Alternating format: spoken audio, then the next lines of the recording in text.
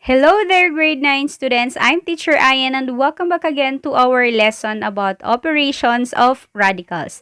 For this video, we will discuss about multiplication and division of radicals.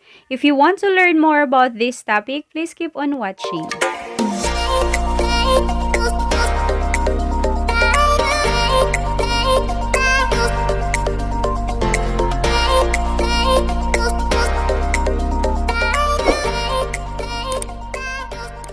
Multiplying radicals, there are three cases to be considered. 1. Multiplying radicals of the same order or index. So, ito yung rule na kailangan nating i-apply. The nth root of a times b is equals to the nth root of a times the nth root of b. So, magbigay tayo ng halimbawa para mas maintindihan natin. Okay, so let's have our first example. 2 the square root of 3 times 5 the square root of 2. So as you can see, magkatulad ang kanilang index. So ang gagawin natin ay multiply lang natin yung numerical coefficient na 2 at saka doon sa numerical coefficient na 5.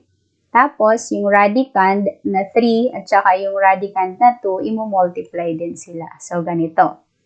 2 times 5 is equals to 10, then 3 times 2 is equals to the square root of 6. Since the square root of 6 is not a perfect square at wala na tayong magagawa dyan, kaya ang final answer natin sa number 1 is 10 the square root of 6. Let's have another example, number 2. 4 the square root of 8x cubed times 2 the square root of 18x. So, again, ganun din ang gagawin natin. I-multiply natin yung numerical coefficient na 4 dito sa numerical coefficient na 2 kasi magkatulad yung kanilang index. Tapos, ganun din sa radicand, i-multiply natin sila dito din sa radicand. So, we have 4 times 2. Tapos, yung radicand na 8, i-multiply natin sa radicand na 18. So, 8 times 18 is equals to 144. Then, x cubed times x is equals to x raised to the 4th power. Simplify, we have 4 times 2 is equals 8. And then, we know that 144 is a perfect square. At ang square root ng 144 is 12 because 12 times 12 is equals to 144. Tapos, yung x raised to the 4th power naman, so since yung exponent na 4 ay divisible sa index natin na 2, so i-divide lang natin yan. 4 divided by 2 dito sa index, or cancel na lang natin. So, 4 divided by 2 sa index is equals to 2. So, we have x squared. Okay, so sunod, i-multiply lang natin to lahat. So we have 8 times 12 is equals to 96, then x squared. So our answer for number 2 is 96x squared. Okay, second case naman natin sa multiplication of radicals is to multiply two radicals with different indices. So, paano naman natin i-multiply yung mga radicals na magkakaiba ang kanilang index? So, ito naman yung mga steps na susundin natin. Okay, so magbigay tayo ng example. What is the product of the 4th root of 4 and the cube root of 2? So, as you can see, magkaiba ang kanilang index. Yung isa, 4, ang isa ay 3. So, papaano natin sila multiply or papaano natin kukuhanin ang kanilang product. Okay, so una, i-rename natin yung 4 to make the radicands the same kasi yung isang radicand niya ay 2. So, kaya i-rename natin ang 4 into 2 squared. So, we have the 4th root of 2 squared times the cube root of 2. Ngayon, same radicand na sila na 2. Okay, pagkatapos, i-change natin into exponential form. So, sana naaalala pa kung paano mag-change from radical to exponential form. So, una, ito munang i-change natin. Itong 2, ito yung base. Yung exponent niyang 2, ito yung numerator. Yung index, ito yung denominator. So, we have 2 raised to the 2/4 power. Times, ito naman, yung 2 na radicand, base, ito yung base, yung exponent niya na 1, ito yung numerator, tas yung index, ito naman yung denominator. So, we have 2 raised to 1/3 power. Okay, next, i-reduce natin ang 2/4 to lowest term and then apply natin ang law of exponent. According sa law ng exponent, same base. So, copy lang natin yung isang base, then add the exponent. So, na-reduce na natin ang 2/4, kaya naging 1/2. Tapos, i-add natin siya sa 1/3. Now, as you can see, dissimilar fraction ang ating exponent. Kaya, kailangan muna nating i-change into similar fraction. So, papaano natin gagawin yun? So, copy lang natin yung 2. Tapos, i-multiply lang natin yung denominator. So, 2 times 3 is equal 6. Tapos, i-multiply lang to. 1 times 3 is equals to 3. Then, 1 times 2 is equals to 2. So, we have 3 plus 2 over 6. And then, 3 plus 2 is equals to 5. Then, copy 6. So, kapag nakaganito na siya, naka-exponential, i-rewrite naman natin siya or i-change back natin siya into radical form. So, magiging yung 2 dito na base, ito yung magiging radicand. Yung numerator, ito yung exponent niya. Yung denominator, siya naman yung index. So, kunin lang natin yung equivalent ng 2 raised to the 5th power. So, we have the 6th root of 32. Okay, number 3. To multiply binomials involving radicals, we will use the distributive property or apply the rule of special product of algebraic expression. Example. Negative the square root of 2 times the square root of 10 minus 4 the square root of 6. So, ang unang gagawin natin is, i-distribute lang natin to. Si negative the square root of 2, i-multiply natin siya or i-distribute natin siya dito sa mga expression dito sa loob ng parenthesis. So, we have negative the square root of 2 multiply sa the square root of 10 is equals to negative the square root of 20. Then next, negative the square root of 2, multiply natin dito sa negative 4, the square root of 6. So, ang unang i-multiply natin yung numerical coefficient. So, we have negative 1 times negative 4 is equals to positive 4. Then, yung nasa loob ng radical sign or yung radicand natin. So, the square root of 2 times the square root of 6 and that is equal to the square root of 12. Dito, kung mapapansin ninyo, the square root of 20 and the square root of 12 ay pwede pa natin silang i-simplify. Using the prime factorization method, so, i-divide natin ang 20 sa mga prime factors niya. So, 20 divided by 2 is 10, then 10 divided by 2 is 5. So, the prime factors of 20 is 2 times 2 times 5. So, we have negative the square root of 2 squared kasi 1 and 2. So, 2 squared times 5. So, ito yun siya. Then, next, yung 12 naman, kunin natin yung mga prime factors niya. So, 12 divided by 2 is 6. 6 divided by 2 is 3. So, the prime factors of 12 is 2 squared times 3. So, ito yung numerical coefficient niyang 4. Tapos, yung prime factors ni 12 is 2 squared times 3. So, ito siya. Okay, ang sunod naman ay di-divide natin yung mga exponent dito sa index.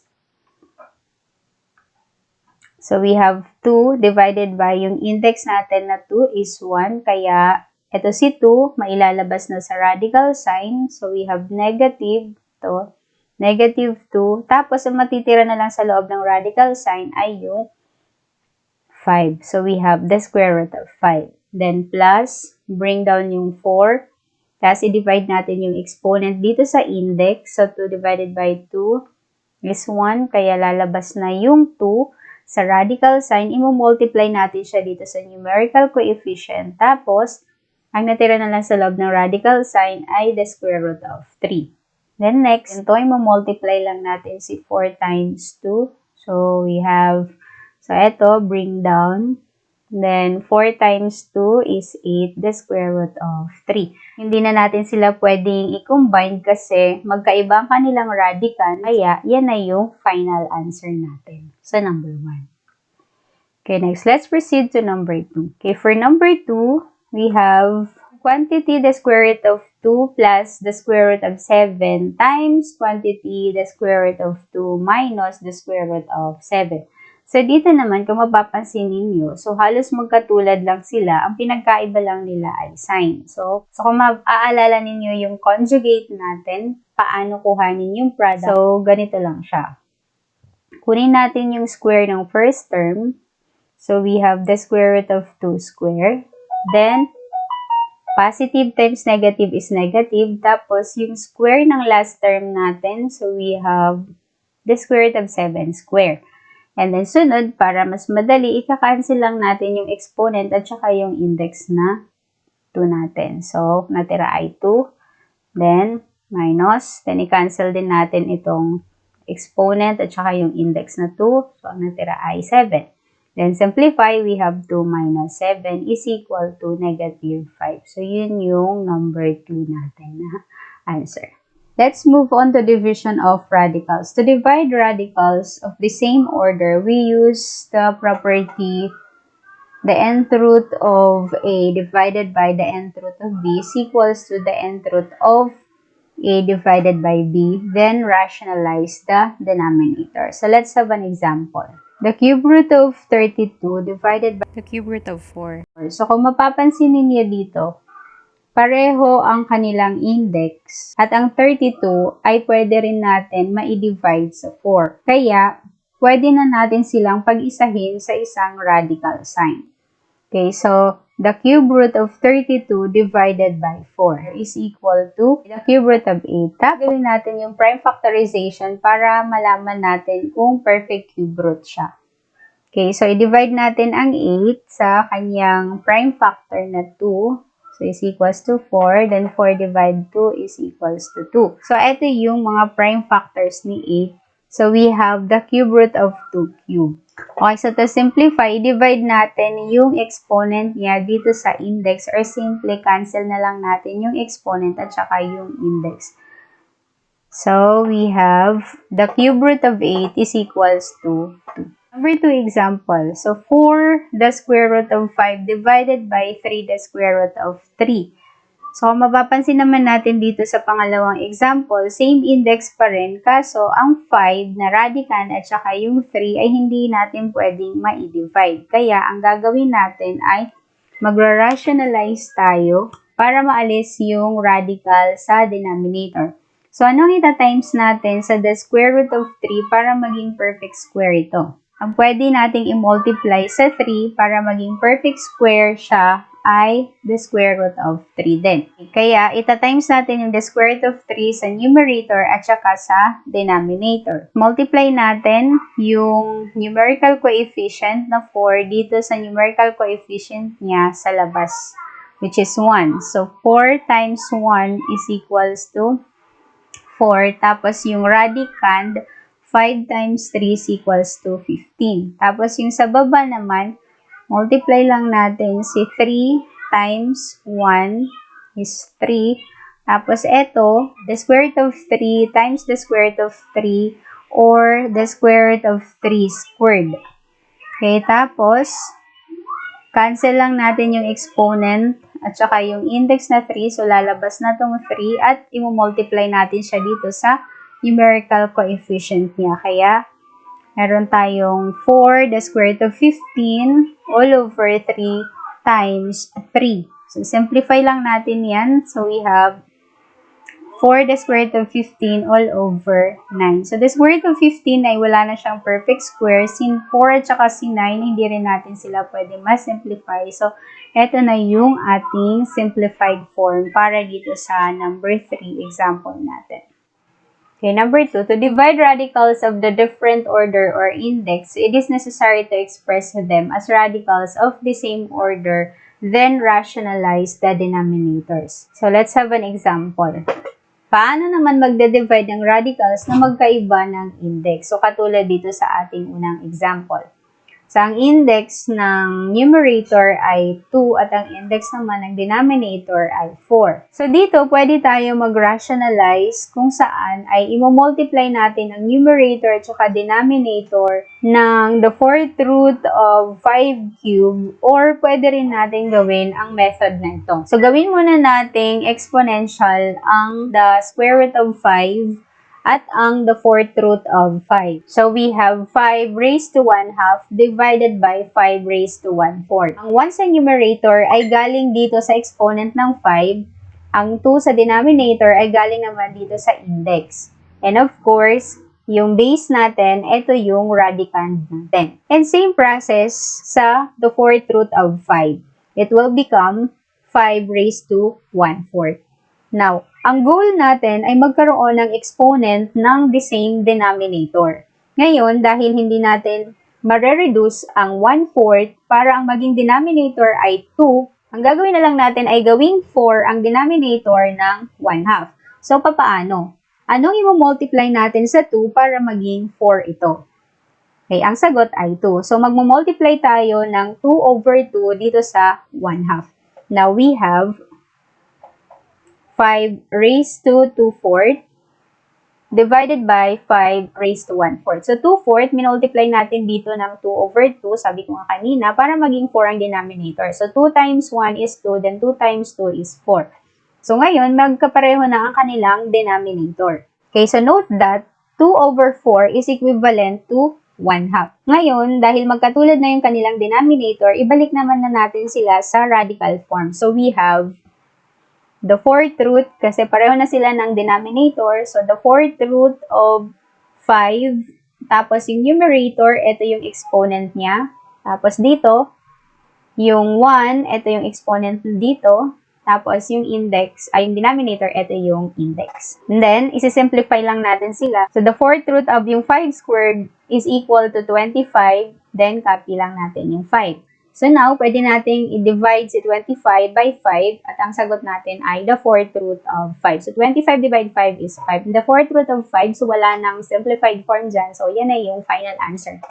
Okay, so let's have our last example. So we have 1 divided by 2 plus the square root of 3. Dito sa example natin ito, so since binomial yan, so kailangan natin kunin ang kanyang conjugate. So ang conjugate ng 2 plus the square root of 3 ay 2 minus 3. So, i-multiply lang natin siya both the numerator and in the denominator. Paano natin na-come up ito? So, ang ginawa lang natin, minultiply natin ang 1 dito sa 2. So, we have 2. Then, 1 times negative the square root of 3 is negative the square root of 3. Pagkatapos dito naman sa ibaba ay kinuha lang natin. So, since conjugate lang naman yan, magkatulad na magkatulad, ang sign lang yung pinagkaiba. So, kinuha lang natin yung square ng first term natin, which is 2 square. Tapos, yung sign nila, positive times negative, so negative. Tapos, yung square naman ng last term, the square root of 3 times the square root of 3 or the square root of 3 square. So, to simplify this, so we have yung radical sign at saka yung exponent na yan ay kinancel lang natin or simple dinivide lang natin yan. 2 divided by 2 sa index dahil 2 ang index niyan. So, kaya, kinopya lang natin to. So, 2 minus the square root of 3. Tapos, 2 square is equals to 4. Tapos, ang natira na lang dito ay 3. So, 2 minus the square root of 3 ang ating final answer. Kasi ang 4 minus 3 is equals to 1, so hindi na natin nilagay ang 1 sa ibaba, kaya ang final answer natin ay 2 minus the square root of 3. That will be the end of our discussion. I hope this video helps you understand more about multiplication and division of radicals. So see you in my next video. Bye!